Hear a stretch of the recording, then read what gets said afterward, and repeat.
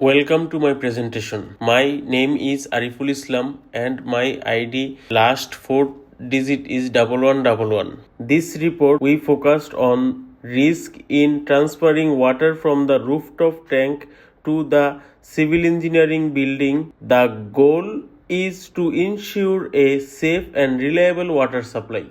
Here we can see the key risk: arsenic and iron contamination, pollution, groundwater, tubewell leakage, and bird droppings, and unhygienic storage. And we can see the solution of that problems: test water regularly and install filters and fix tubewell leaks quickly and use protective cover and clean tanks and train users on hygiene practice. In conclusion, we can managing sources and maintaining the tubewell a secure water system can be ensured. Thank you.